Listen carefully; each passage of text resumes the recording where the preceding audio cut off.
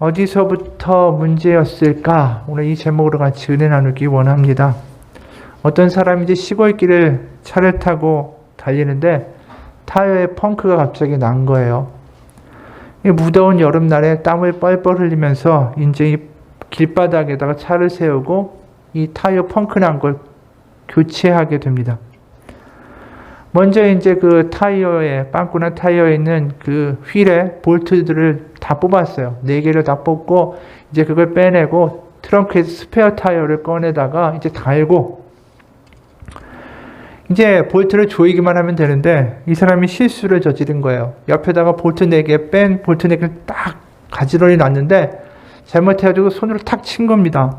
그러니까 이 볼트 4개가 시궁창에다 빠져버렸어요. 그러니까 막대기를 뒤져보고 아무리 찾아봐도 그게 어디로 가는지 보이지가 않는 겁니다. 그러니까 이제 자동차 바퀴를 끼워놨는데 고정을 시키지 못하니까 이제 세 바퀴로 차가 갈 수도 없고 이게 지금 문제가 생긴 거죠. 어떻게 하지 이제 막연자실에서 있는데 그때 마침 그 시골가 옆에 정신병원이 하나 있었대요. 거기서 이 광경을 계속 지켜보던 한 환자가 있었습니다. 그 환자가 큰 소리로 외쳐요. 지금 남아있는 다른 세 바퀴에서 볼트를 하나씩 빼가지고 그 빵꾸난 바퀴에 볼트 자리에 끼우십시오. 들어보니까 기가 막힌 거예요. 그렇게 해가지고 이제 정비소까지 마을에 있는 데로 가라는 거죠. 아니 다른 데서 하나씩 빼게 되면 다 볼트가 이제 3개씩 있으면서 4바퀴가 끼워지잖아요. 너무 좋은 아이디어인 거예요. 그러니까 너무나도 고맙고 신기해서 그 환자한테 외쳤습니다. 아니 당신처럼 똑똑한 사람이 정신병원에 입원해 있습니까? 그랬더니 그 환자가 큰 소리로 외쳤습니다. 야 임마 내가 미쳐서 여기 있지 당신처럼 바보라서 여기 있는 줄 알아? 이랬다는 거예요. 이 우스갯소리 같지만 의미심장한 부분이 있어요. 우리가 문제에 빠지게 되면 그거 하나에만 집중하지 그 문제 해결책은 다른 데 있다라는 것을 알지 못해요. 그 문제 자체에만 그냥 집중해서 자꾸만 문제로 빠져드니까 나중에 보다 보면 그 문제가 또 다른 문제를 낳고 그러면서 악순환이 도는 모습들을 참 많이 보게 돼요. 어떻게 보면 이 정신병원의 환자가 우리 보고 바보라고 하는 건지도 모르겠어요. 우리가 그런 일들이 참 많죠. 전에 한번 한 이야기인데 황새 한 마리가 늪에 빠졌대요. 빠져나오려고 애쓰는데 늪에 점점 발이 깊게 들어가는 거예요. 그래서 어떻게 해서 나올 수 있을까? 나에게는 부리가 있지 않은가? 그래서 내가 이 긴 목과 부리로 땅에다가 딱 박고 발을 빼야겠다. 그래서 부리를 땅에 딱 박고 발을 딱 뺐어요. 그럼 이제 날아갈 수 있겠지?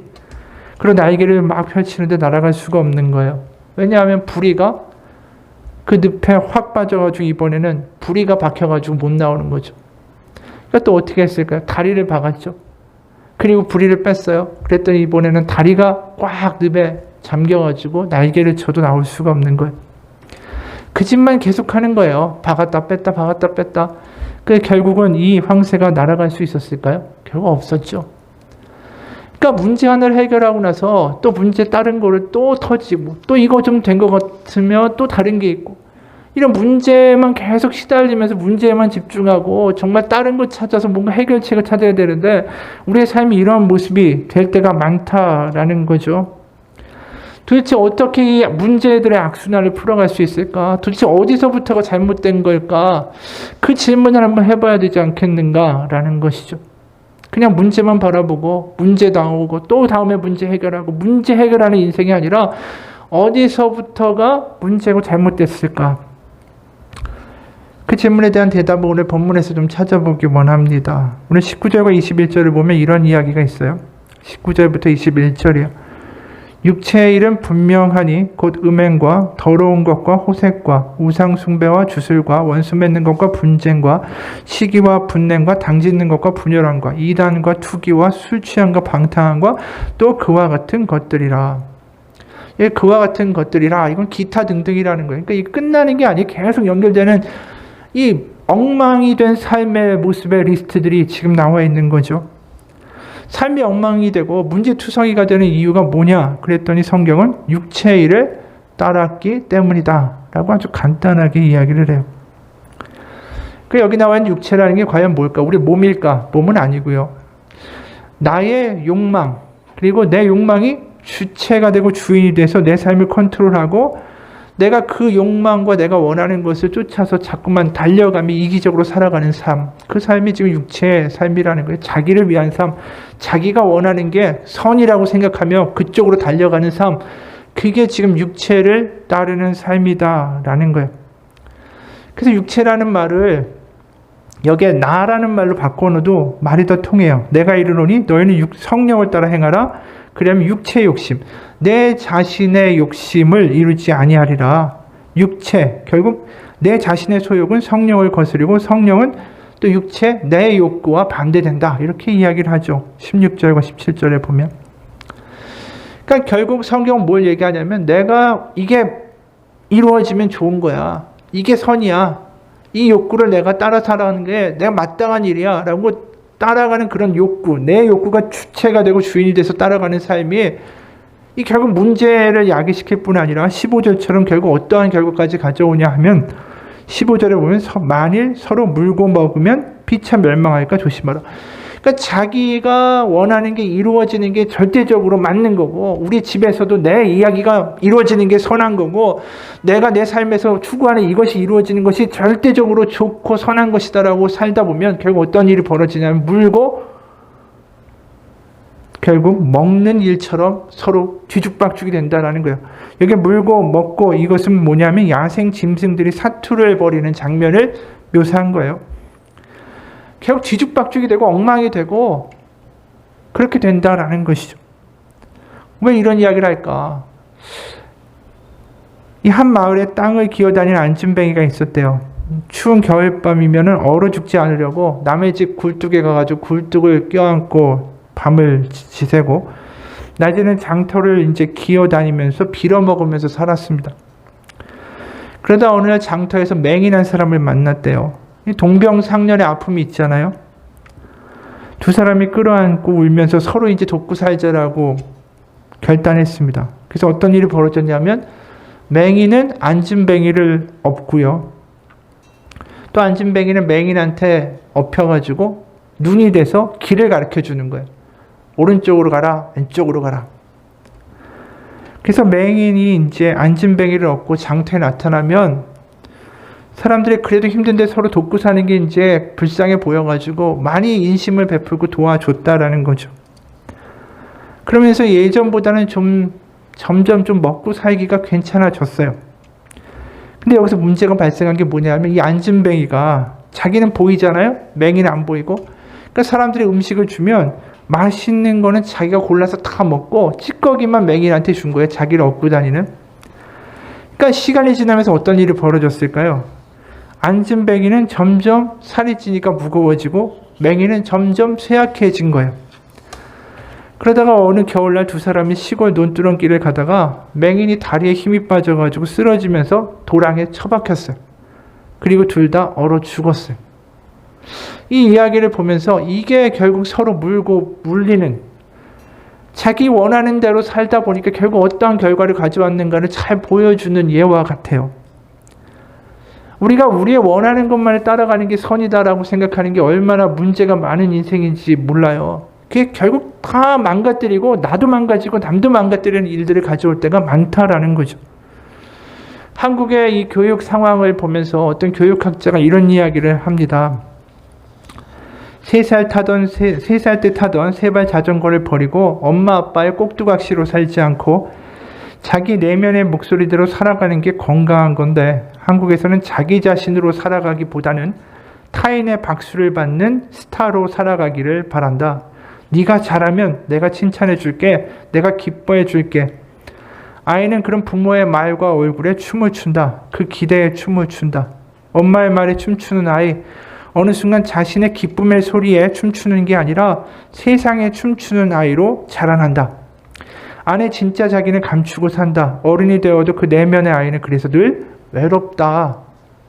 좀 일리가 있는 이야기죠. 어느 사회학자는 또 이런 이야기도 해요. 일본의 엄마들은 아이들한테 남한테 폐를 끼치지 말고 살라고 가르치는데 한국 엄마들은 어떻게든 지지 말라라고 가르친다. 인간의 도리를 지키는 삶에 박수를 쳐주는 게 아니라 수능 점수만 높으면 무례하고 비인간적인 행동까지도 합리화해준다. 그래서 선생님한테 대들고 말은 못하지만 자식한테 맞고 사는 엄마가 많은 것이다. 고위직에 오른 이들조차 언제 쫓겨날지 몰라 불안해하고 자기보다 성공한 사람 앞에서 열등감에 휩싸여 모두가 심리적 패배감 속에 살아간다. 이게 뭐 낯선 이야기는 아니에요. 이런 것들을 보면 무슨 생각이 드냐 하면 이런 뭔가 망가진 세상 속에서 이 망가진 그런 욕구들이 꿈틀대기 시작한다라는 것이죠. 자기가 원하는 게 왜 이걸 원해야 되는지도 모른 채 그냥 그것을 위하여 달려가고 어떻게든 그것을 열심히 성취하고자 하지만 나중에 정작 그걸 얻고 나서 허무하다라고 말하는 인생들이 얼마나 많은지 몰라요. 그냥 과거에 그렇게 살았으니까, 그게 좋은 건 줄 알았으니까, 그냥 그걸 얻으면 되는 줄 알았으니까 그냥 냅다 뛰기만 하지 그걸 왜 자기가 원해야 되는지를 모르는 거죠. 그러니까 우리가 원하는 대로 내가 이기적으로 내 욕구가 이루어지는 게 선하다라고 사는 삶이 과연 궁극적인 좋은 결과를 가져올 것인가? 그렇지 않다라는 거예요, 오늘 이야기는. 결국 육체 내 생각대로 살아가는 내 욕구와 내 우상이 이루어지면 행복해지고 문제가 없을 것이다 라는 그 자체가 결국은 착각이고, 그것을 얻으려고 하거나 그것을 얻거나 아니면 그걸 얻는 과정 가운데 결국은 다 이런 문제들이 드러난다는 거죠. 아까 말한 대로 파단과 질투와 술 취함과 분쟁과 뭐 원수 매진과 갈등과 방탕과 음행과 다 이런 게 일어난다는 거예요. 왜냐면 그걸 얻기 위해서 거짓말도 해야 되고 안 되면 또 실망해가지고 결국 술 취하고 엉뚱한 데로 흘러가게 되고, 도대체 그게 뭔데 그걸 그렇게 원하게 됐는가? 그 생각을 해보지 않아요. 내가 고장났다라는 생각을 먼저 해야 되는데, 내가 고장나고 문제가 있다는 생각보다 무조건 내가 원하는 걸 얻어야겠다는 생각이 더 많다라는 것이죠. 근데 나중에 지나다 보면 우리가 원하는 게 과연 그게 맞았는가 생각할 때가 있어요. 예를 들어 정말 일중독에 빠졌던 50대의 가장이 있습니다. 막 달려가요. 그걸 어떻게든 얻어야 되고 거기서 뭔가 인정받아야 되고 성공해야 되고 내가 또 승진해야 되고 막 달려갑니다. 그러다가 갑자기 너무나도 심한 병에 걸려서 탈진하고 지치게 돼요. 근데 갑자기 이전까지 빈둥빈둥 매게만 하는 아들이 있었는데 그 전에는 그렇게 그 아들에게 잔소리하고 믿고 한심하다고 그러고 혼내고 그랬는데, 갑자기 자기가 그렇게 아프고 나서 그 아들을 딱 보는데 게임을 밤새워 하고 나오는 아들을 보는데도 야, 건강해서 좋다. 저렇게 밤새도 끄떡이 없으니 얼마나 감사한가. 지금 똑같은 아들을 바라보고 생각하고 말하는 게 완전히 달라진 거예요. 왜요? 자기가 그동안 원하고 바랬던 게 변하니까. 그러니까 우리가 문제가 있다, 내가 좀 달라지면 내가 원하는 것도 변할 수 있는데, 내가 그저 내가 원하는 게 내가 성취하고자 하는 게 이루어지면 행복하고 좋을 거다라는 그 생각으로 그냥 달려가기만 하는 인생이 결국 모든 것에 문제를 낳는 삶의 원인이다라는 것이죠. 그러니까 성경이 결국 뭘 얘기하냐면, 내가 고장난 것을 먼저 고치고 내가 바라야 될 것이 무엇인지에 대해서 먼저 깨닫게 되면 그게 문제를 해결할 수 있는 근본적인 해결책이다라는 거예요. 그래서 우리가 궁극적으로 바라야 될 게 뭐냐? 성령이라는 거죠. 성령. 그래서 17절에 보면 육체의 소욕은 성령을 거스리고 성령은 육체를 거스르나니 이 둘이 서로 대적한다. 이 말이 육은 나쁜 거고 영은 좋은 거구나 이렇게 쫙 쪼개자라는 이야기가 아니에요. 지금 제가 하는 이야기의 결국 맥락을 따라가 보면 우리가 내가 원하는 거, 예를 들어서 그게 돈이다, 성공이다, 승진이다, 이러한 것들을 원하는 만큼 성령을 원하면 된다라는 거예요. 그러니까 내가 한번 생각해 보십시오. 우리가 아파트가 당첨되고 뭐 청약이 되고 재테크가 되고 내가 돈을 얼마만큼 벌고 내가 사업에 성공하고 그렇게 간절하게 공부하고 원하는 만큼 성령님에 대해서 그렇게 나아가 본 적이 있는가? 결국 그 얘기라는 거예요. 내가 하나님에 대해서 성령에서 그만큼의 열심을 가져본 적이 있는가? 그걸 가지고, 그런 열심을 가지고 이게 꼭 이루어져야 돼, 내가 너무나도 원해, 그런 마음을 가지고 성령을 구하면 거기서부터 우리의 삶의 문제 해결이 시작된다라고 말씀하고 있는 거예요. 그래서 성령을 구한다라는 게 우리가 잘 또 봐야 되는 게 어떠한 사람들이 하는 착각이 있냐 하면 오늘 우리가 아는 아주 유명한 구절 22절이에요. 오직 성령의 열매는 사랑과 희락과 화평과 오래 참음과 자비와 양성과 충성과 온유와 절제니 이것들을 금지할 법이 없느니라. 이 구절을 굉장히 많이 외우고 다녀요. 근데 사람들이 여기서 착각하는 게 성령을 간절히 구해야 되는데 정작 뭘 구하냐면 사랑을 구하고요. 기쁨을 구하고 평강을 구해요. 하나님, 제게 평강을 주십시오. 제게 기쁨을 회복시켜 주십시오. 이 열매만을 원하는 착각들을 한다라는 거예요. 그러니까 우리가 구해야 될 것은 성령인 것이지 기쁨과 화평과 평강과 즐거움이라는 것 자체가 아니라는 거예요. 이런 이야기가 있습니다. 한 여인이 꿈을 꾸었는데 시장에 가서 새로 문을 연 가게에 들어가게 됐대요. 근데 그 가게의 주인은 다름 아닌 하나님이었습니다. 그 가게에서 무엇을 파냐고 이 여인이 묻자 하나님은 답을 주셨어요. 당신이 가슴속에 원하는 건 무엇이든지 팝니다. 이 여인이 놀라고 나서 한참 생각하다가 내가 바랄 수 있는 최고의 것을 사야겠다. 그러고서 뭐라고 했냐면 마음의 평화와 사랑과 지혜와 행복 그리고 두려움으로부터의 자유를 주세요. 그랬더니 이 하나님이 미소를 지으면서 이렇게 말했다는 거죠. 미안하지만 가게를 잘못 찾은 것 같습니다. 부인, 이 가게에서는 열매는 팔지 않습니다. 오직 씨앗만을 팔지요. 이 이야기예요. 결국 성령을 심어야 나중에 결과로 나오는 거예요. 근데 우리가 구하는 건 정작 기쁨과 평화와 안락과 두려움으로부터 자유라는 거죠. 열매를 원하는 거예요, 자꾸만. 그러니까 지금 문제 해결의 원인은 뭐냐면 열매도 아니고 다른 걸 찾아가는 것도 아니고 내가 원하는 돈이나 건강이나 그 자체의 어떤 욕구를 찾아가는 게 아니라 성령을 원해야 된다는 거죠. 성령. 그럼 성령을 구하고 성령을 간절히 구하는 삶의 모습. 그래서 결국 그 성령을 통해서 우리가 가지고 있는 문제와 잘못된 욕구로 흘러가는 것이 아니라 결국 사랑의 관계, 화평의 관계, 기쁨의 결과라는 어떤 열매까지 가기 위한 성령을 의지하는 삶은 어떤 삶인가? 그게 16절과 25절이에요. 16절에 보면 이렇게 말씀해요. 내가 이르노니 너희는 성령을 따라 행하라. 그리하면 육체의 욕심을 이루지 아니하리라. 여기 보면 성령을 따라 행하라.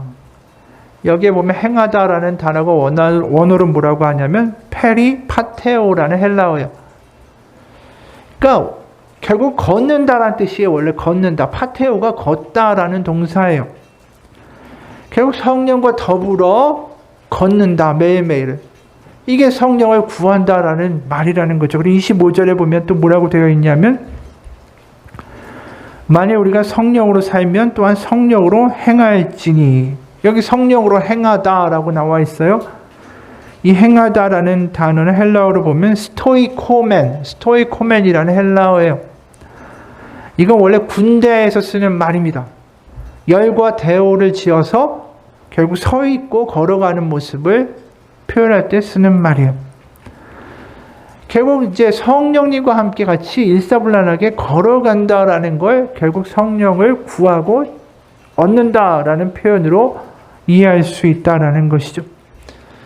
결국 성령과 매일매일 걸어가는 삶이 될 때 우리는 거기서부터의 모든 문제 해결의 실마리를 얻을 수 있다라고 요약된다라는 겁니다.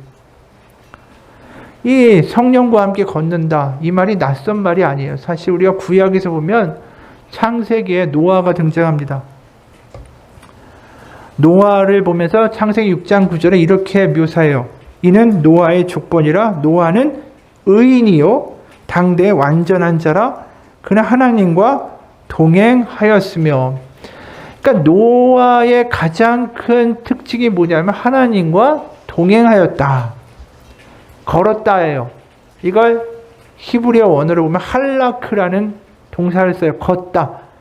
그러니까 하나님과 걸어간다. 매일매일 걸어간다. 그럼 그 삶이 뭐였을까 생각해 보면 노아가 방주를 짓죠. 그런데 너무나도 말짱한 날씨에 무슨 홍수가 난다고 방주를 짓고 나무를 심고 사람들이 다 미쳤다고 그러지 않았겠어요? 미쳤다. 정신 나갔다. 그럼에도 불구하고 그가 매일매일 아침마다 일어나서 하는 게 뭐예요? 방주를 짓는 일이에요. 피곤하기도 하겠죠. 나무 심고 목재 옮기고 그게 어디 고단치 않은 일이 아니잖아요. 힘들죠. 근데 그가 매일매일 그 일을 감행하였다. 그 방주 짓기를 멈추지 않았다. 사람들의 멸시와 비난과 조소에도 불구하고 그것을 쉬지 않았다. 그게 하나님과 동행했다라는 거예요. 그러니까 우리가 성령님과 동행한다, 같이 걷는다는 게 뭡니까? 너 하나님 믿는다고 뭐가 나아지냐? 이 문제가 해결되냐? 문제가 지금 여전하고 네 사는 꼴이 이런데 네가 하나님과 같이 간다고 해서 뭔가 달라지겠냐? 이런 이야기들을 우리 가운데 할 수 있다라는 거죠. 문제는 여전히 있는데. 그럼에도 내가 매일매일마다 성령님을 의지하고 성령님 깨우쳐 주시고 알려주시고 성령님밖에는 저는 의지할 데가 없습니다. 하나님밖에는 의지할 데가 없습니다. 하나님, 제가 하나님만을 간절히 구합니다. 그 간절함으로 나아가면서 하루하루를 가다 보면 결국 하나님이 그 가운데 분명히 오늘 성령의 열매라고 말하는 결과들을 부어주신다라는 거예요. 미가서 6장에도 보면 이 걷는다라는 말이 똑같이 나와요. 미가서 6장 6절부터 8절까지 보면 이런 말씀이 나와요. 내가 무엇을 가지고 여호와 앞에 나아가며 높으신 하나님께 경배할까? 내가 번제물로 1년 된 송아지를 가지고 그 앞에 나아갈까? 여호와께서 천천의 순양이나 만만의 강물 같은 기름을 기뻐하실까? 내 허물을 위하여 내 맏아들을 내 영혼의 죄로 말미암아 내 몸의 열매를 드릴까? 사람아, 주께서 선한 것이 무엇임을 내게 보이셨나니 여호와께서 너에게 구하시는 것은 오직 정의를 행하며 인자를 사랑하며 겸손하게 내 하나님과 함께 행하는 것이 아니냐. 하나님과 함께 행하는 것이 아니냐. 여기 행하다가 히브리어로 보면 할라크란 동사예요. 결국 하나님이 우리에게 원하시는 건 엄청난 제사를 지내고 뭘 갖다 바치고 어떠한 행동을 하는 게 아니라 제일 하나님이 우리에게 원하시는 건 하나님, 바로 나와 함께 네가 매일매일 걸어가길 원한다 이거예요. 이게 바로 믿음의 핵심이 하나님 우리 가운데 원하신다라는 거죠. 그러니까 우리의 매일매일의 삶에서 문제를 부딪히잖아요. 그럼 문제에 빠지는 게 아니라 내가 그 자리에서 하나님을 선택하고 하나님과 걷기를 결정하는 거. 그거 하나님 원하신다라는 거예요. 매일매일의 삶 속에서 문제가 있으면 문제 해결을 위해서 내가 자꾸만 거기에 매달리고 사람을 찾고 다른 수단을 찾는 게 아니라 문제가 있지만 하나님, 오늘도 하나님과 걸어가기 원합니다. 하나님의 영이신 성령님 저에게 말씀하시고 저에게 깨닫게 하시고 제가 오늘 견딜 수 있는 힘을 주시고 이 어둠과 같은 골짜기를 지날지라도 주의 지팡이와 막대기가 저를 안위하는 것을 믿고 가게 하옵소서. 문제에 나의 시선이 머무는 게 아니라 성령님께 자꾸만 매일매일 싸워나가는 거, 그게 성령을 의지하는 거고 성령을 구하는 거예요.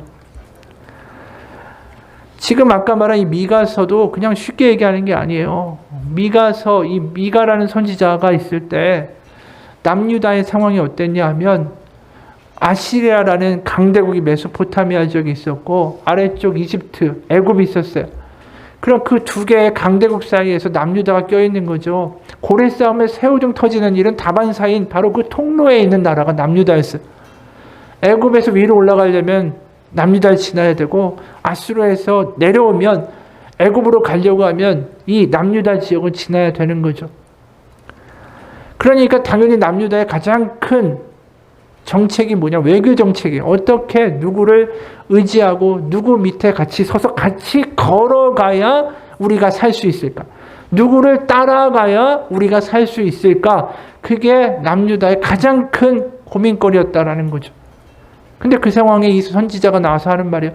누구를 따라갈까 선택함에 있어서 매일매일 하나님과 함께 걸으라. 오직 하나님이 그것만 원하신다. 이렇게 얘기하고 있다라는 거예요. 그러면 우리가 하나님을 따라 걷고 내가 의지로 그렇게 하면 하나님이 그걸 귀엽다고 하고 그래 잘했다 복 주시고 이런 걸으면 내가 뭘 해주겠다라는 그런 거래적인 하나님을 이야기하는 것은 결코 아니에요. 제가 지금 말씀드리고 싶은 건 뭐냐 하면 하나님이 먼저 걸어주시겠다라고 하셨기 때문에 그 걸음에 우리가 같이 걷는다라는 거예요. 새벽기도 여러 번 얘기했지만 애굽을 탈출하고 출애굽하고 사막에서 가장 핵심적인 단어가 뭘까요? 걷다예요. 사막에서 살 수는 없잖아요. 사막에서 어떻게 살아요? 먹을 거, 물 다 부족한데. 사막은 어떻게든 걸어서 통과해야 되는 지역이에요. 그런데 이 출애굽기를 비롯한 모세오경, 창출레민신, 이게 다 지금 출애굽하고 관련된 이야기잖아요. 거기에 가장 많이 나오는 단어가 이 할라크예요. 걷는다예요. 오늘도 성막과 함께 하나님의 임재와 함께 그 광야, 모래가 씹히고 햇볕이 쨍쨍하고 아무것도 보이지 않는, 방향도 잘 알 수 없는 그 광야를 그래도 오늘 하루 걸어냈다. 그게 믿음이라는 거예요, 지금. 그리고 하나님은 그 가운데 같이 걸어주셨더라. 그게 바로 모세오경의 내용이에요. 출애굽기 13장 21절에 보면 이런 말씀이 있어요. 출애굽기 13장 21절, 여호와께서 그들 앞에 가시며 낮에는 구름 기둥으로 그들을 인도하시고 밤에는 불 기둥을 그들에게 비추사 낮이나 밤이나 진행하게 하시니. 그 광야를 잘 걸어가라. 하나님이 그냥 말로만, 그래 잘 걸으면 너는 나의 백성이야, 내가 복을 줄 거야, 그렇게 멀리서 이야기하신 게 아니라, 원래 출애굽기 13장 21절은 뭐라고 얘기하냐면 여호와께서 그들 앞에서 가시며, 이게 할라크예요. 걷다라는 거예요. 그러니까 여호와께서 그들과 함께 걸어주신 거예요, 광야에. 그게 성막이라는 거죠. 성막을 짓고 그 가운데 하나님의 임재가 있으면서 그들이 그 광야를 매일매일 걸어갔어요. 그분과 함께 걸어갔다라는 거죠. 그게 믿음이라는 거예요. 그게. 우리가 해야 될 건 뭐냐면 하나님이 이미 그 길을 열어주셨고 내가 너하고 같이 걸어줄 거야 까지 말씀하신 거예요. 그럼 우리가 해야 될 건, 맞습니다, 내가 하나님 바라보고 하나님 주님의 손을 잡고 이제 매일매일 걷겠습니다, 그 말만 하면 된다라는 거예요. 그게 우리의 문제 해결의 핵심이에요. 자꾸만 문제만 바라보는 게 아니라 내가 문제가 있고 아프기도 하고 지금 경제적인 환란이 있고 뭔가 아무것도 보이지 않는 상황 가운데 내가 해야 될 거, 하나님이 나에게 원하시는 단 한 가지, 내 손을 잡고 나와 함께 같이 걸어가자. 매일매일 그거 하는 거예요. 매일 내가 하나님의 손을 잡기를 결단하고, 내가 돈을 원하고 건강을 원하고 문제 해결을 원하는 그 갈망만큼 똑같이 하나님께 나아가 그렇게 간절히 그 손을 잡기를 원하는 마음으로 하루하루를 살아간다면 분명히 그 문제 우리가 해결하지 않아도 하나님이 그 문제에서 벗어나게 하실 것이다. 그러니까 믿음은 거창한 게 아니에요. 내가 금식 기도를 며칠씩 하고요, 내가 11조를 하고요, 내가 결단을 하고요, 내가 뭘 하고, 그게 아니라 네가 오늘 하루를 나와 함께 나의 손을 잡고 걸어주면 된다. 그게 내가 너에게 요구하는 믿음의 분량이다. 그거예요. 어느 목사님이 이런 간증을 하더라고요. 제가 어렸을 때 저희 집은 수차례 이사를 해야 했습니다. 제가 기억하는 것만으로도 한 8번 이사를 했던 것 같습니다. 여러 집 이사하면서 제가 고3 때 드디어 부모님은 작은 집을 마련해서 마지막으로 이사를 했습니다. 그 집에서 딱 한 가지 불편한 게 있었는데 그것은 온수가 잘 나오지 않는 것이었습니다. 보일러를 아무리 세게 틀어도 온수는 샤워기 끝에서 졸졸졸 흐르는 정도로 밖에는 나오지 않았습니다. 그래서 씻을 때마다 불편함을 느끼고 우리 집 보일러의 온수 용량이 이거밖에 안 되는구나 라고 생각했습니다. 그렇게 몇 년을 불편하게 살다가 군 복무를 마치고 집으로 돌아와서 씻으려고 샤워기를 틀었는데 온수가 너무나도 펑펑 나오는 겁니다. 저는 온수 용량이 큰 보일러 더 큰 걸로 교체했구나 라고 생각을 했는데 그게 아니라 온수 배관에 어디선가 새고 있던 것을 발견하고 그것을 고쳤다라고 했습니다. 바로 온수 배관이 누수되고 있었던 것을 모르고 멀쩡하게 보일러 탓만 하고 있었던 겁니다. 그런데 이 일이 갑자기 저에게 한 가지 말씀을 떠올리게 했습니다. 요한복음 3장 34절, 하나님이 보내신 이는 하나님의 말씀을 하나니 이는 하나님이 성령을 한량없이 주심이니라.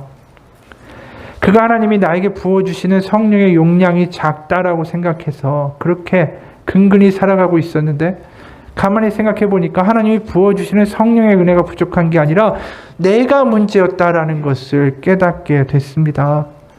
하나님이 이미 풍부하게 풍성한 은혜로 부어주시기 원하지만 정작 내 쪽에서 문제가 있었던 거지요.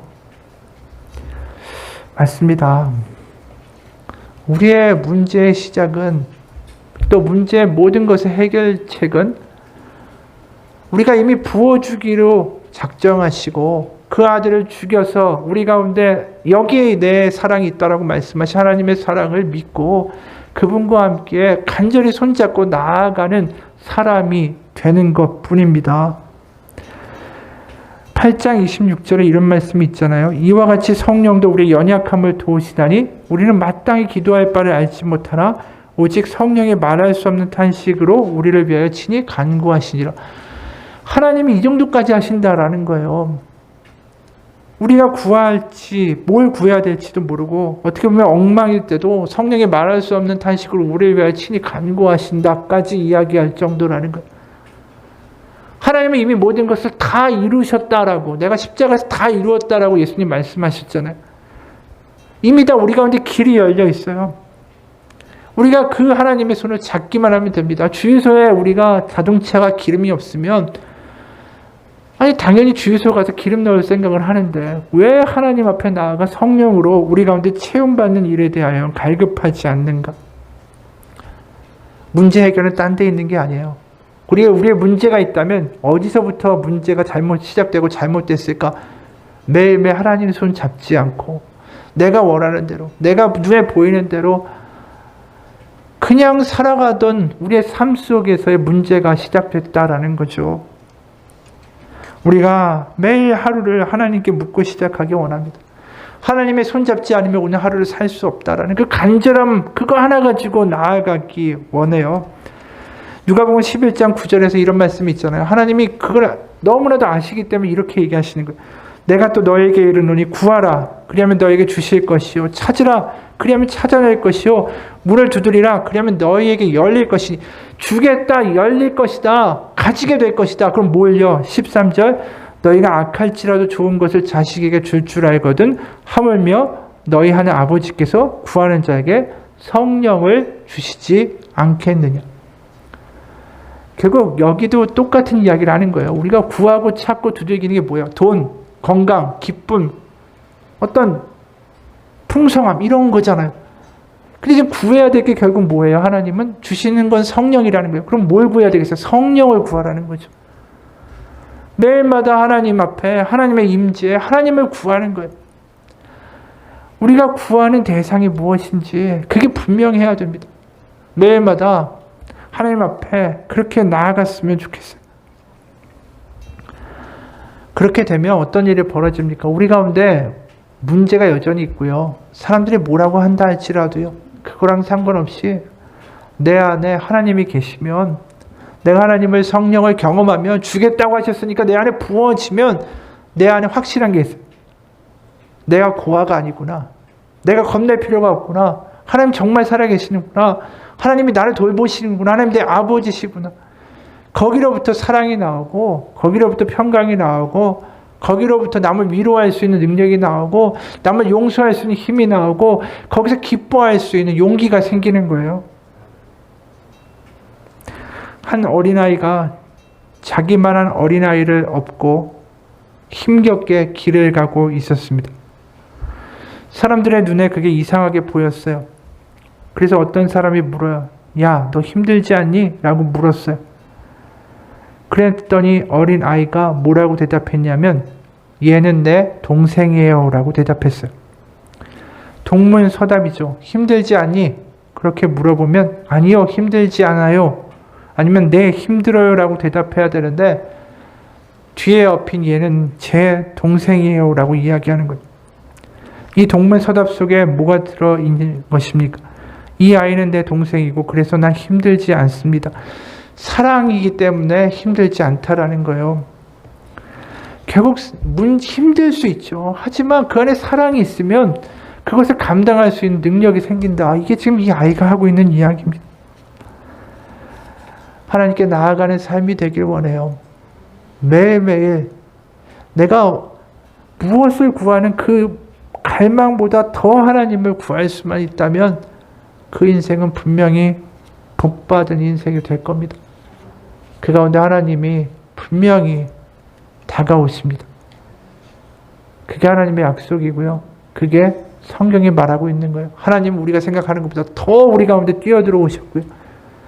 그 아들을 이 땅 가운데 십자가에 못 박게 하시기까지 우리 가운데 뛰어들어오셨어요. 우리한테 가깝게 오셨어요. 우리가 이제 할 거 하나뿐이에요. 하나님만 매일매일 손잡고 가기만 하면 분명히 하나님 그 가운데 주신다고 하셨어요.